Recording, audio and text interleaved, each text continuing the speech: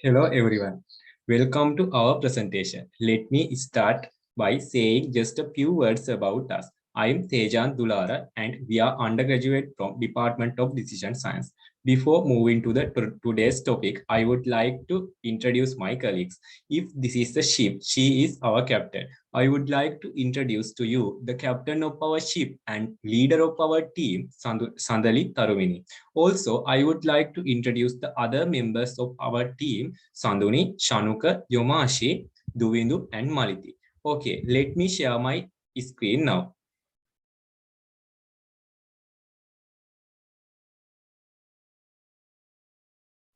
As you all can see on my screen, our today's topic is the von Neumann architecture.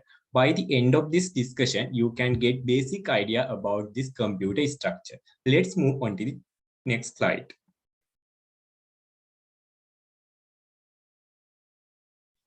In this slide, for your understanding, we have divided this topic to 11 subtopics. Those are introduction, history, main features of the von Neumann architecture, process of von Neumann architecture, central processing unit, factors that affect the CPU speed, fetch execute cycle, difference between von Neumann and Harvard architecture, advantages of von Neumann architecture, bottlenecks, and overcoming the bottlenecks. Now, I would like to invite Sanduni to describe the introduction of von Neumann architecture. Sanduni? Okay, Tejan. My job here in this presentation to give you the introduction about von Neumann architecture. So, what is this von Neumann architecture? The von Neumann architecture or von Neumann model is also known as the Princeton architecture. This architecture was published by the mathematician John von Neumann in 1945. And this architecture contains main memory, CPU, registers, and input-output devices. These are the main components of this architecture. And this program is stored in the memory, and the CPU fetches an instruction from the memory at the time and executes it. Thus, the instructions are executed sequentially, which is the slow process. And also, Neumann MC are called control flow computer because instructions are executed sequentially as controlled by a program counter. So to increase the speed, parallel processing of a computer have been developed in which serial CPUs are connected in parallel to solve a problem. Even in the parallel computers, the basic building blocks are Neumann processors. So let's move on to the next slide.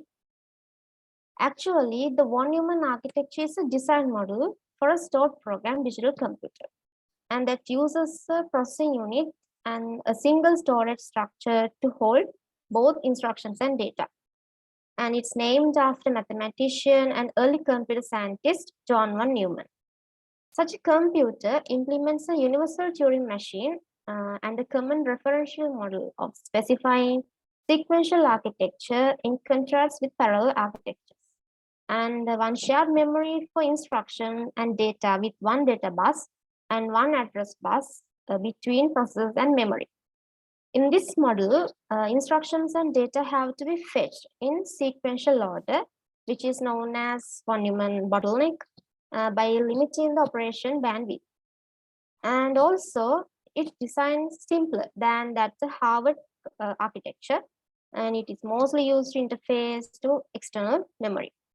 So I think you have got a little idea of what is this von Neumann architecture.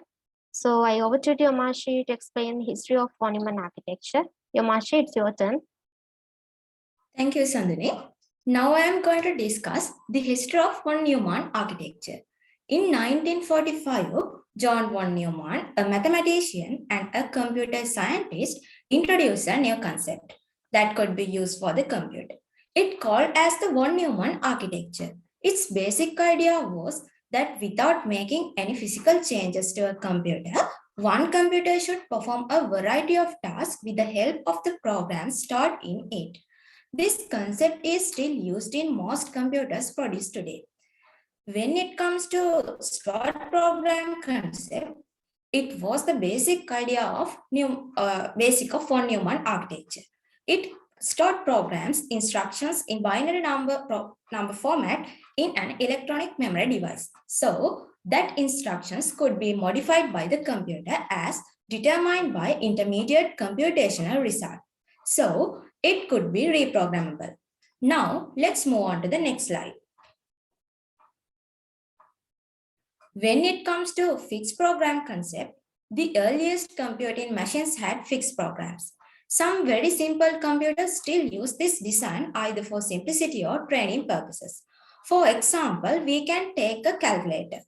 Actually, it can do basic mathematics, but it cannot run a word processor or game console.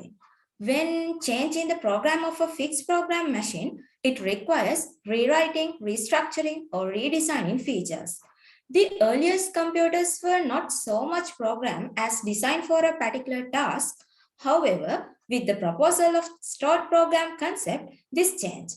And also, this is the one of reasons why computer technology has improved so much.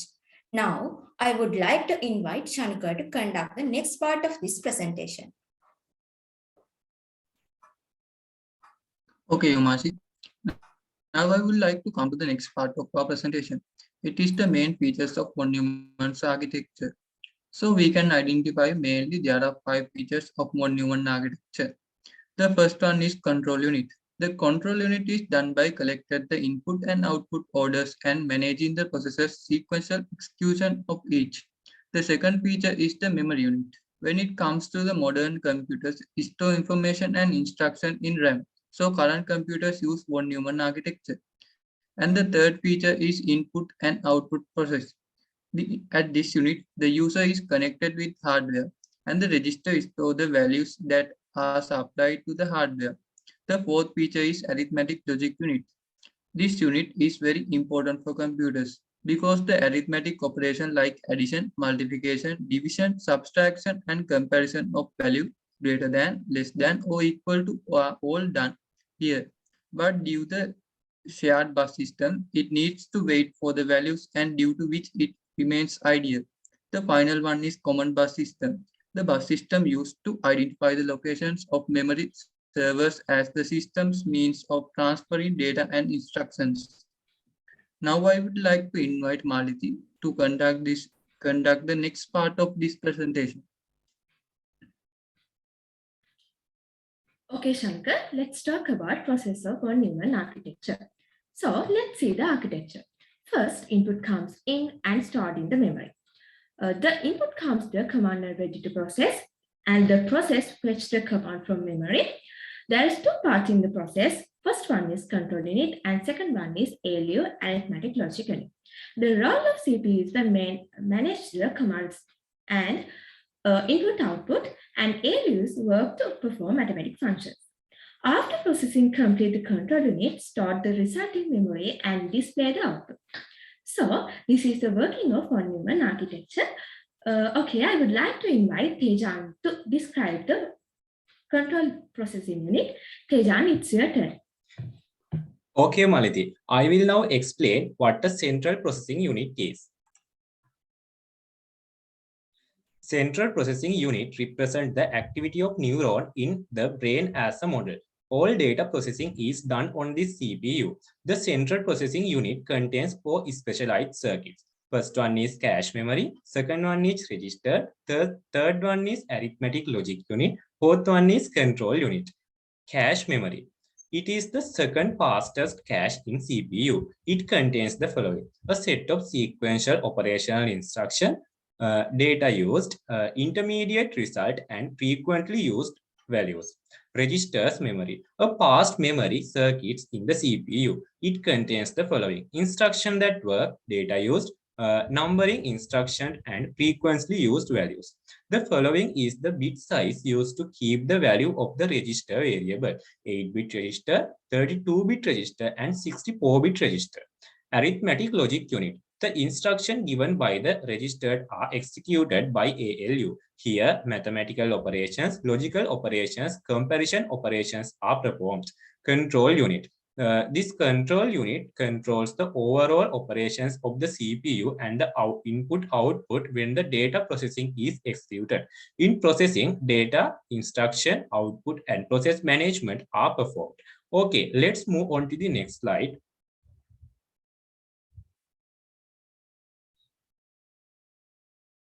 There is another important part is related to the central processing unit. It is bus.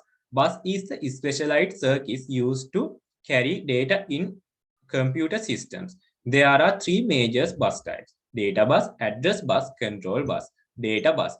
These circuits are used to carry in and carry out data and instruction to CPU.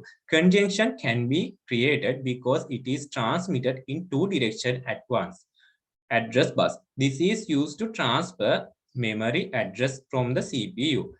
Control bus carries control signals between CPU output memory and other input-output devices. Okay, now I would like to invite Sandari to continue the presentation. Thanks, Teja. Based on the description given by Teja, we can get basic idea about the central processing unit. So let's move on to the next part of our presentation.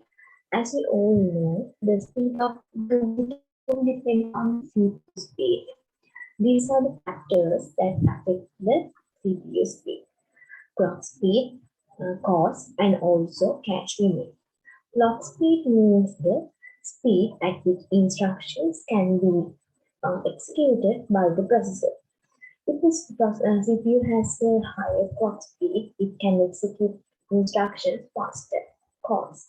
Traditional processors have a single core, and also modern processors use multi-core technology. And actually, what is the meaning of multi-core technology? Multi-core technology means that two or more sub-processors in a single processor run independently. Normally, a processor can execute only one instruction at a time. But by using this multi-core technology, a computer can execute multiple instructions simultaneously. The next factor is cache memory. As mentioned earlier, cache memory is a volatile memory. The processing speed can be increased by increasing the capacity of the cache memory. So next move on to the next type, fetch execute cycle.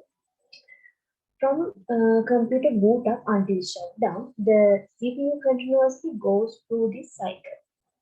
This is also known as the instruction cycle. These are the four stages of this cycle: fetch, record, execution, and store. The first stage of this cycle is fetch. At this stage, the instructions are stored in the memory space and sent to the CPU. During the decode stage, CPU will decode all the instructions. The process of decoding transforms the instruction into an executable form. Then AA will execute all the instructions, and primary memory or registers all the outcome. So I would like to invite Shankar to continue this presentation.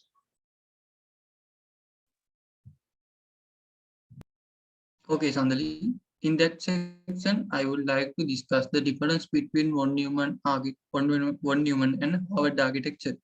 When it comes to arrangement of these architectures, in Harvard architecture, the CPU is connected separately to both the data memory and program memory. But the von Neumann architecture has no separate data and the program memory.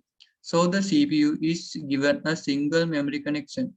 And the hardware requirement of Harvard architecture, every memory needs its data and address bus, so it needs more hardware. But the von Neumann architecture is different from Harvard architecture. Every memory needs its data and address bus, so it needs more hardware. The third difference is the space requirement of these two architectures. The Harvard architecture required more space than von Neumann architecture, but von Neumann architecture required a small space than Harvard architecture. When it comes to speed execution, the processor of Harvard architecture received data and instruction at the same time. shortening the execution time, but the von Neumann architecture, the execution speed is a bit slow as data and orders are not available at the same time. The space usage of Harvard architecture, if there is space left in data memory, it is wasting space because the instruction memory cannot use data memory space. But the von Neumann architecture space is not wasted because data memory space can be used by instruction memory. The final one is controlling these two architectures. The Harvard architecture controls are more difficult because at the same time data and instructions must be retired. But the von Neumann architecture control become easier than Harvard architecture because either data or instruction must be fetched at the same time. Now I would like to invite Tejan to conduct this presentation. Tejan, it's your time. Okay, Shanukar, I will now explain what advantages of von Neumann architecture are. There is less physical space needed than at Harvard. Managing a single memory block is simpler and more straightforward, and it is less costly to use than Harvard. Okay, now I would like to invite Duvindu to continue the presentation.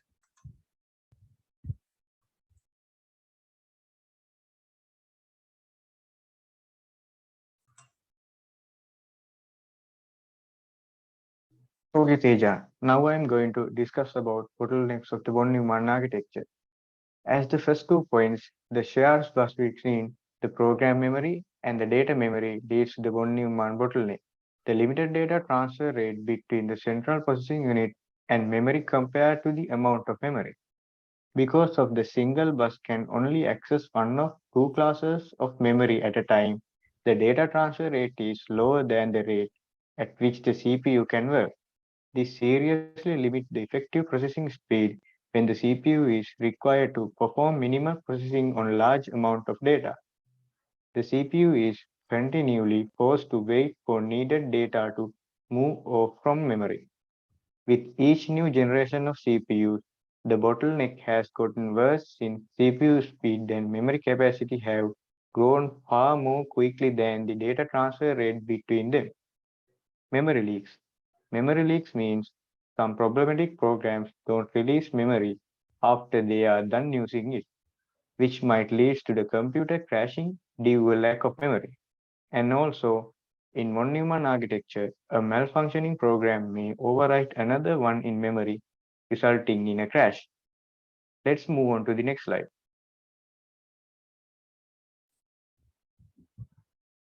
When we come to the overcoming the bottleneck, the following steps can be followed. Caching. Caching means the storing of commonly accessed data in a separate location, normally the RAM, to make it more reachable than if it were placed in main memory.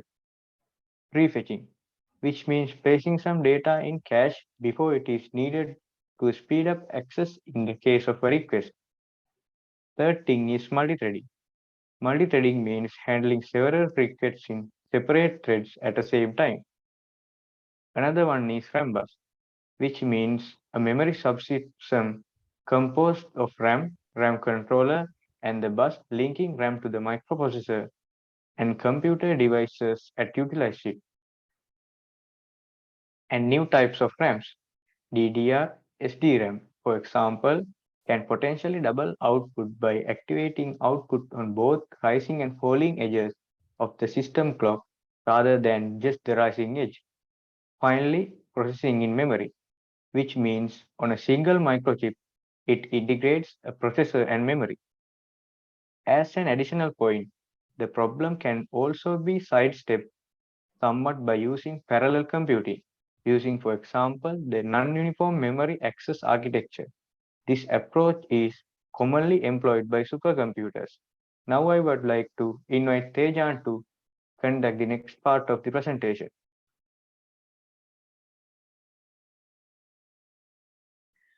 Okay, Duvindu.